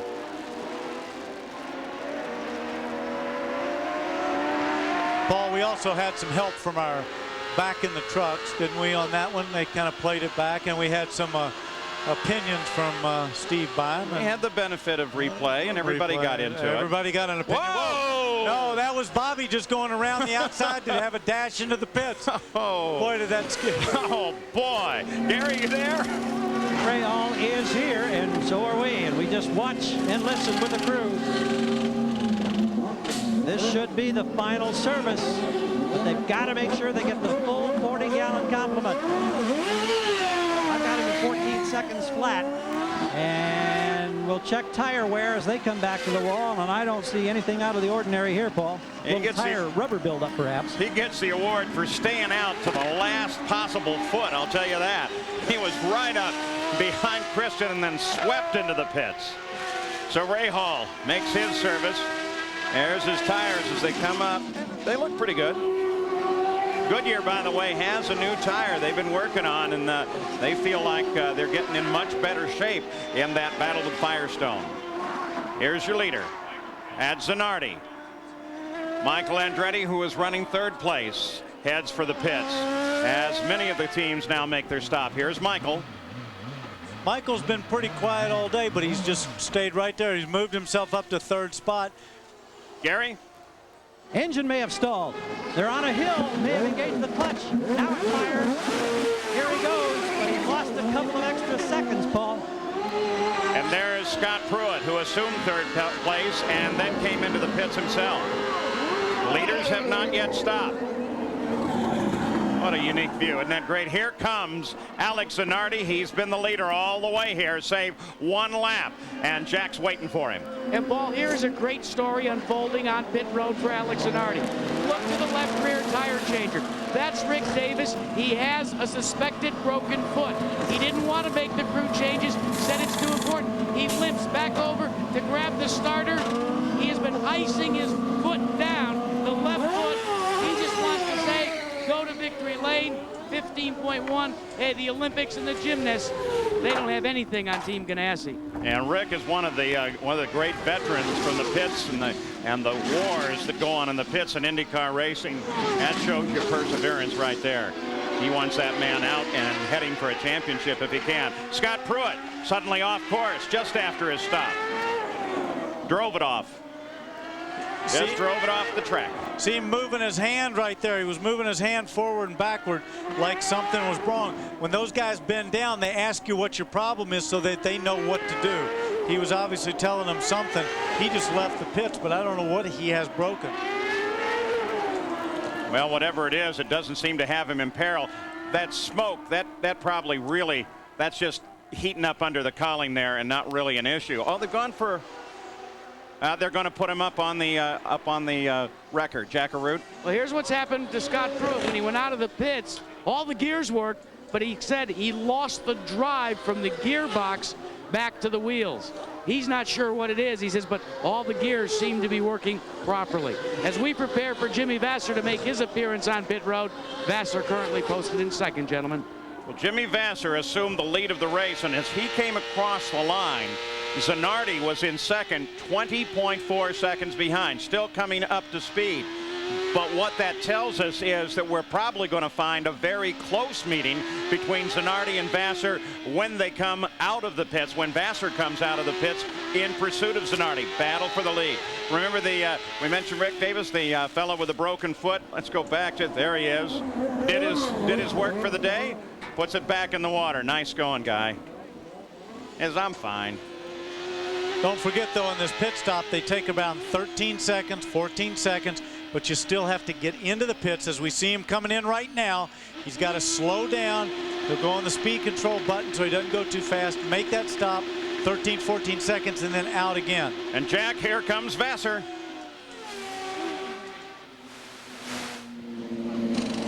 Jimmy Vasser has come to a stop. It's a nominal stop. They don't anticipate making any change. The whoa was for Fangio, who got off at the end of that long straight too. And there is a bit of a fire showing at the back of the car. And now we're included with all that sand and gravel that they put down there to help slow the car down. Yeah, there's nothing wrong with your TVs. That's just the smoke from the sand. And he's safe. There is a fire very definitely burning there. And Juan saying, get over here and put this out. Here's Fangio's coming down the hill. Brakes in there, locks him up.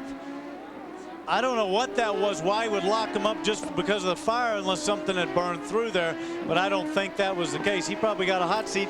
He stopped right there where his teammate, P.J. Jones, is just at the next corner. Jack, sorry to interrupt you in the middle of a critical stop. Can you get us back up to speed? Yeah, it was a nominal stop except for one small injury, and it wasn't to anybody on the crew. If I can give you a picture of this gun here, the outside tire changer takes this gun and he throws it across the bow of the car. I was standing calling the stop. Guess where it landed?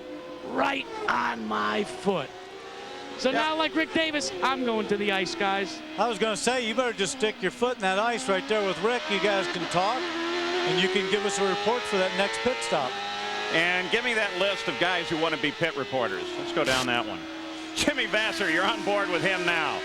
Came out behind Alex Zanardi, now positioned 11 seconds back from Zanardi in second place, followed by Ribeiro, and then Michael Andretti and Brian Herta, Bobby Rahal. 59 laps complete.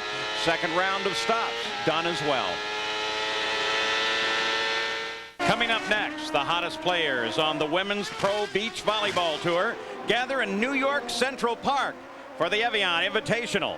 That's after the race right here on ABC Sports. Alex Alex Zanardi is leading the run here. He has been the power of the day. His teammate, Jimmy Vasser, who came in here as the points leader, is 10, almost 11 seconds back in second place, followed by Michael Andretti, Brian Herta, Bobby Rahal, and Christian Fittipaldi. No changes since we've been away. But you know what's interesting? Look right there on your screen. Adrian Fernandez in that red and green car. And right behind him is Greg Moore, who had all that problem at the beginning and dropped all the way to the back. And now he's up to 8th spot. Greg Moore moving up through the field, trying to get those points for the Rookie of the Year award. Gary Gerould, another rookie. Mad Max. Mad Max is out of the race. It was a small fitting on a piece of plumbing that put you out. But Max, tell us about your IndyCar debut. Did you enjoy yourself today?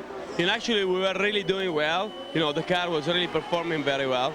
And, you know, we had some small problem. You know, we are on a development program, and we are working for the future. We will be there in the future for sure. I think he's excited about a chance to get back in that seat at the next opportunity. Wish you well. Thanks. Thank you very much, and see you soon. Zanardi, Vasser, Andretti, the top three. No contest at the front, but here's Fernandez and Christian at it again. And this, of course, is for 6th. And, of course, right behind him, as I said, is Greg Moore, poised for some points. And he's battling Zanardi, don't forget, for that rookie championship that we mentioned at the top of the show. But the other interesting one is Al Unser Jr., who's dropped down to 13th. And that sure doesn't help him with Jimmy Vasser in 2nd spot. And that points fight, that's going to take him way back. Today's Miller 200 aerial shots are being provided by the Miller Eagle, a red Cessna 337 Skymaster airplane. And there it is. Here are the guys on board. It's being tested to provide these aerial shots. That shot we just saw right before that, look, Fernandez got by him at the end of the straightaway. Greg Moore is trying to take advantage of it too. So Fernandez around Fittipaldi. Here comes Moore. Don't worry, we'll have that on tape. We'll give it to you. And we'll go back. Here was Fernandez working Fittipaldi. Davy Jones ahead. Oh, good move there. He just, and look, he tries to come back, but Fernandez is on the inside. And Moore comes charging right up in there as well. So now on board with Christian. And Fernandez now beginning to move a little bit further forward. Pulling away. Greg Moore wants to have some of that too. He doesn't want Fernandez to get away. He wants to move up that spot as well. Fernandez kicked the back end out as he came around the keyhole. Now Moore working hard on Fittipaldi. He's going to take a look, but look, Fittipaldi goes to the inside like he did with Rahal, but Moore's going to go right around the outside. What a great move. So Moore makes his move on Christian Fittipaldi, and Magnussen, replacing Paul Tracy at the wheel for this race, was up to 11th and is in trouble. Here's what happened, Danny. Coming up to the keyhole, he goes in there with Mark Blundell. Looked like he passed him, and Mark came back on the inside, but he's in a dangerous spot, so I think we're going to have a full course yellow. Exactly what we have. Cross-checkered flags at the finish line, and that will slow the field, bunch everybody up, put Vasser right behind Zanardi on the race course. Coming up after this, just 3 to go, all on road courses. The coverage will be on ESPN, and there they are next week, and then in Vancouver, and finally at Laguna Seca in Monterey. We'll be back after these messages and a word from your ABC station. Saturday at 4:30, 3:30 Central, it's men's and women's boxing on ABC's Wide World of Sports. America's own undefeated WBO junior bantamweight champion Johnny Tapia faces Argentina's Hugo Soto live. Plus, for the first time on network television, a 6-round women's featherweight fight. That's all Saturday here on ABC Sports. Well, the crossed yellow flags at the finish line tell everybody to slow down, get in race order, because they have a full course caution. They'll come back with everybody lined up just as they are in position. You watch Jan Magnussen, Jack Arute. Well, Jan Magnussen's biggest problem, guys, was he had never learned how to bump start a car. So what they basically had to do is Chuck actually radioed out to him and told him exactly how to get it done. They brought him in, checked the suspension, everything was fine. But this caution flag was a big break for current point leader Jimmy Vasser. Vasser's team was very concerned about his fuel consumption. In fact, they had really tried to get the fuel mix down, running it as lean as possible to save fuel. With this full course yellow, they've been allowed now to go back up when they go to green to go to position 6, Gary Gerould. Well, Jack, it's interesting. The crews get on the radios and they talk to their drivers and they get them in a new mindset because everybody's getting used to this new rule, the way they line up, because it puts all the leaders together. No lap cars to contend with. The crew telling Bryan Herta, in fact, get in behind Michael Andretti, and Bobby Rahal is right behind you, and they're telling him Rahal is fast. Remember, you're racing Michael and you're racing Rahal. So that instruction's being passed along here as everybody gets set for this wild dash to the checkered.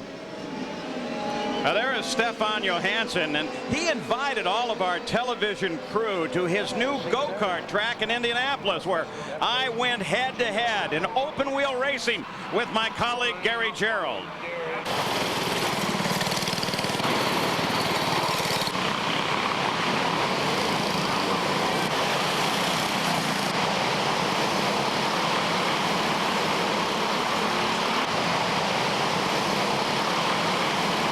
As usual, the scoring monitor isn't exactly correct. I don't know why they had me so far down in the order. Well, Paul, I think it actually had something to do with the fact that you were slower than everybody else. The lights are flashing. Gary's on the line. Yes, Gary. Paul, I don't know. I can get to see the video, so I don't know what kind of tales you have distorted here. But I think maybe we ought to do that again. That was a lot of fun. It's indoors, and it's really great. It's Stefan Johansson's idea. He's there almost every night, and a lot of racers, many of them, Zanardi, DeFerrin, they all live in the Indianapolis area, and they go by. Rubber in the keyhole. That's a shot up there. See, that's concrete. There's asphalt on the inside. Then it goes to concrete. Look at the rubber laid down in there.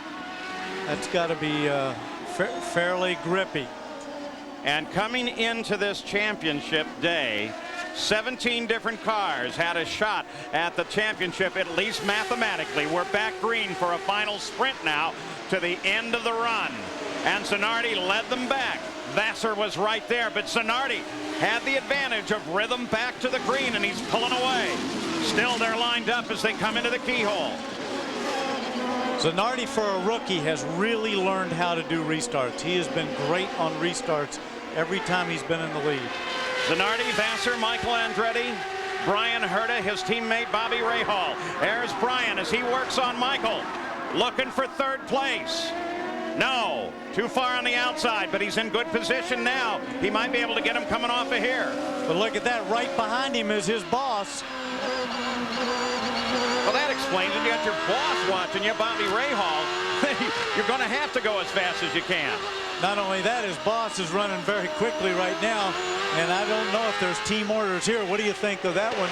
Could you imagine the boss radioed over and told you to move over for himself? I'd move over. I'd move over right away. You know, you might get the ride in the future years. You have to play it careful. But I'm not a championship racing driver. There again, I think I'd have radio problems. And you are a championship driver. Zanardi, Vasser, they're both across the line. Michael Andretti holds on to his third place despite the challenge from Bryan Herta. Bobby Rahal down working on his teammate Herta. Fernandez behind Rahal.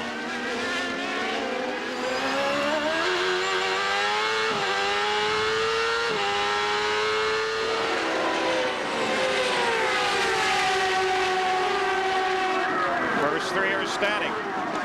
Herta's trying to close in. Here's the rest of the field. Greg Moore tries for a move on Christian Fittipaldi. He did that once before. I don't know if Christian's going to go for it twice, but he's dropped a spot because he was in front of Christian at the restart.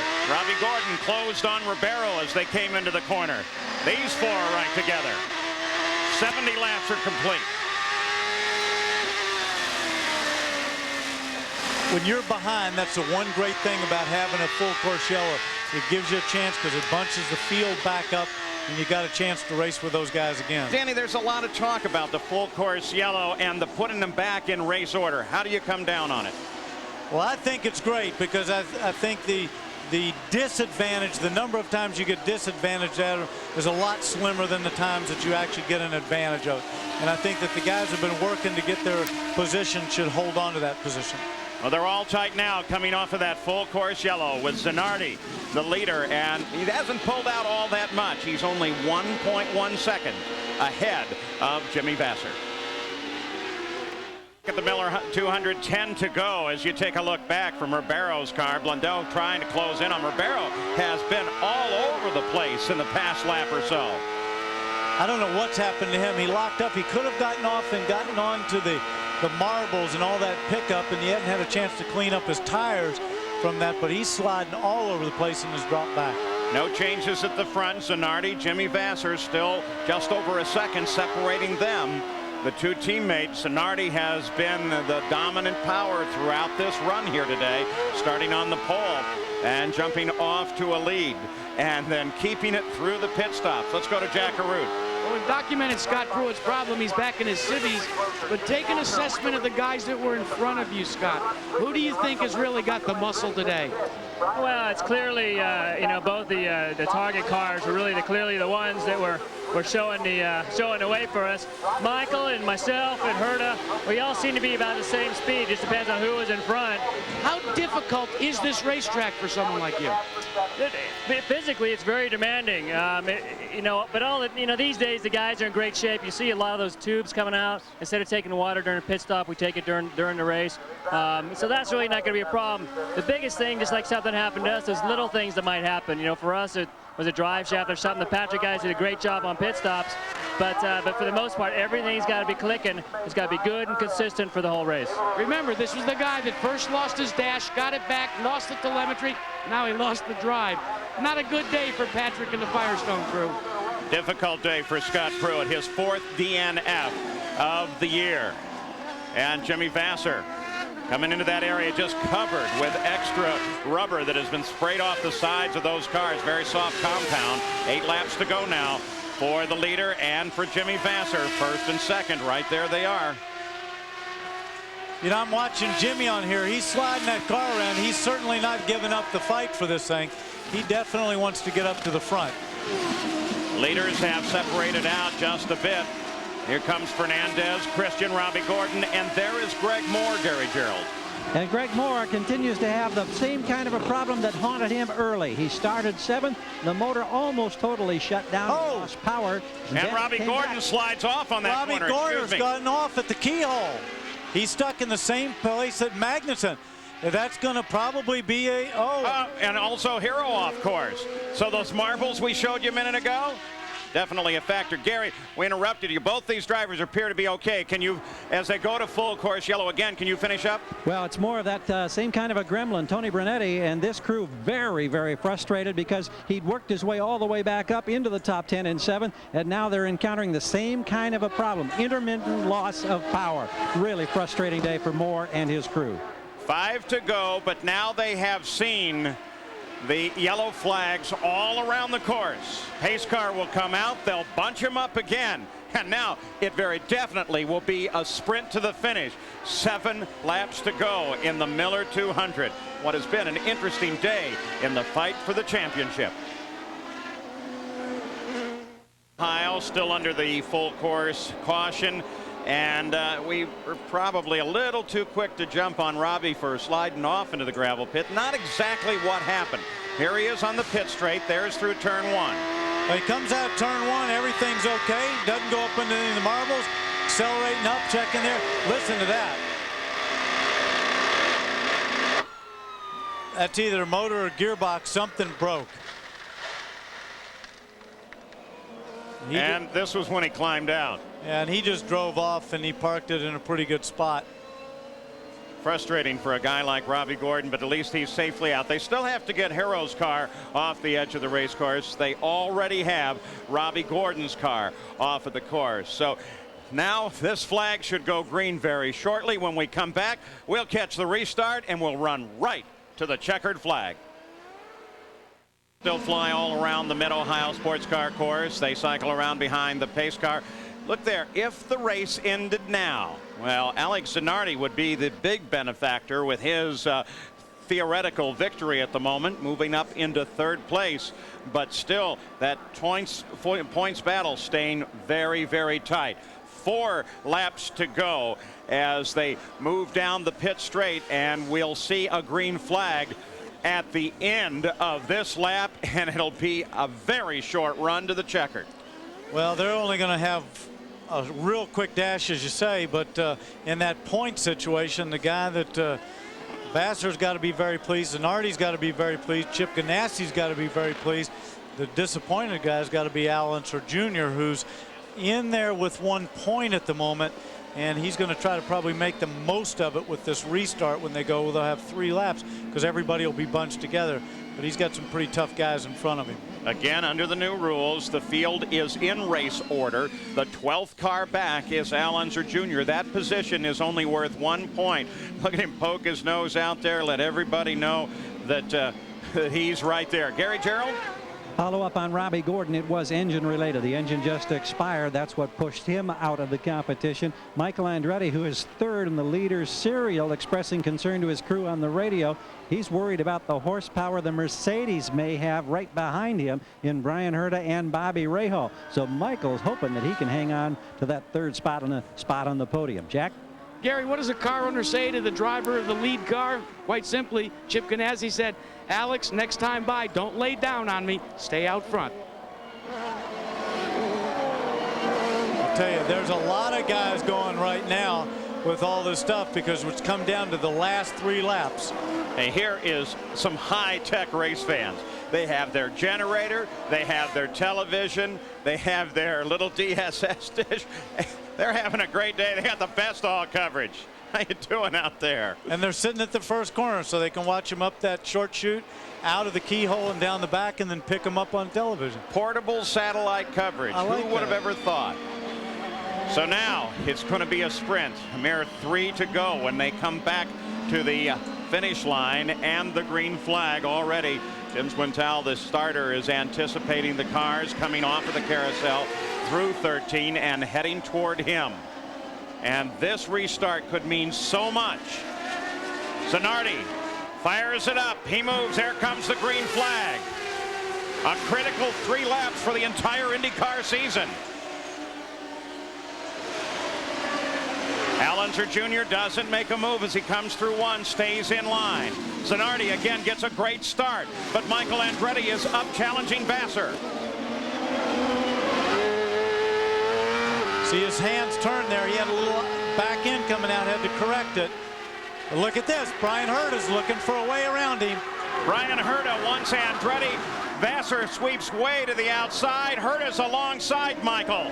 Michael's going to stay right there with him. Battle for 3rd. It looks like they got together there. Boy, they had their wheels interlocked there. That is some close racing. Of course, his boss was sitting there watching the whole show. So Bobby Rahal still lined up behind Brian Herta, then Michael Andretti ahead. The leader is still Zanardi. Vassar's right behind him. Zanardi with another good start is able to pull the momentum away.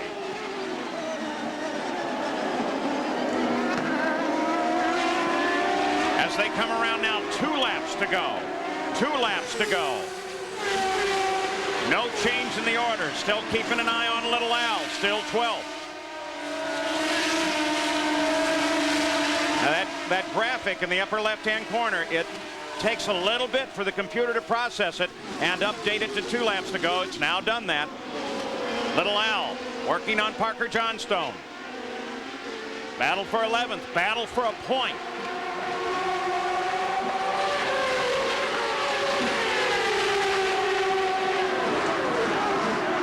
Ribeiro working on Greg Moore.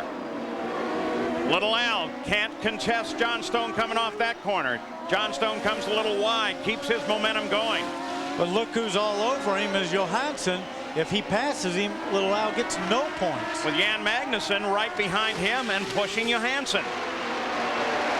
1.5 seconds, the separation 1st to 2nd at the point. No contest there between 1st and 2nd place.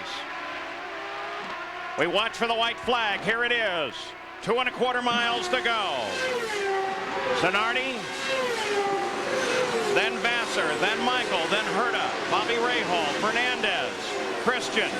Ribeiro, Greg Moore, Blundell, that's the way they come across the line. No changes yet. Who's going to make the move to try and grab that extra point? Doesn't seem like but Moore is in fact the one. Moore gets into the barrier. That's going to be very costly in terms of the rookie fight. So Greg Moore jumps out, and that brings everybody behind him. Blundell, John Stone, Unser Jr. forward, so they're all going to pick up better points than they would have. Greg Moore appears to be okay. Sure, he takes off the wheel. And two other cars, Parker Johnstone and Magnuson. No, that's L. Jr. That's L. Junior and Parker Johnstone get together. That's going to be costly. Ribeiro's in trouble. What a final lap this has become. So Zanardi will head for the checkered flag and take the win just ahead of Jimmy Vasser. Alex Zanardi with the win on a very action-packed and somewhat confusing final lap. Nice job, Guy. You really helped your guy do it today. Al out of the car. Boy, about 4 simultaneous occurrences there that all had an effect on the point standing at the end of the run. Let's take a look at what some of those incidents were. Watch Ribeiro here with Moore. So Moore put him out, spun Ribeiro around. That got him out. Now coming down the back, Al's making his move on Johnstone. Parker comes across. They knock the front wing on. Both of them spin off. Boy, that surprised me. That's so unlike Little Al. Well, in a sense, he had to try to get some more points. He had to try to get by. He just picked up, you know, from Moore and Ribeiro. Here's was his other opportunity to try to get through there. Well, normally you tend to see him when he comes in on that kind of thing so clean, but desperation makes for desperate acts. Going to the winner's circle. A little hopping, a little help from your friends. Great job, guys. I don't think he's going to miss that winner's circle. So Alex Zanardi has taken the win here. And there is Jimmy Vasser right there with him as well, as they're on the cool down lap. 6th win of the year for the Target Chip Ganassi Racing Team. Of course, Zanardi's 2nd win. And the final standings, there they are, unofficial of course at the moment, with some substantive changes down in the bottom 6.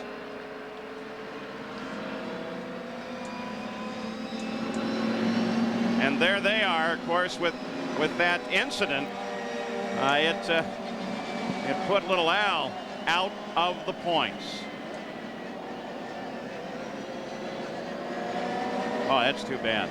Al Unser Jr. really never had a handle on it today, and he came into this event 2nd in the point standing. So he's still there, but take a look. He started just 1 point back. Now he is well back from Jimmy Vasser, and Alex Zanardi takes a pretty good move forward. Jack? Well, it's pandemonium down here, and you want to know why? It's the first time for a 1-2 finish for Ganassi in racing history. Alex Zanardi, congratulations.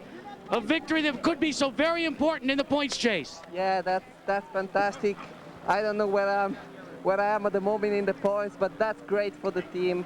1 and 2, I mean, we can't do that better than that. I'm so happy for Target, for all the people, for all the guys, for Brett. It's his birthday today. It's a great day down here, Paul Page. So congratulations to Alex Zanardi, who takes the win here today. Jimmy Vasser remains in the points lead. The fight moves on to the final 3 races of the season, and Chip Ganassi has a 1-2 finish at the Mid-Ohio Sports Car Course. I'm Paul Page, thanking for joining us here at Mid-Ohio.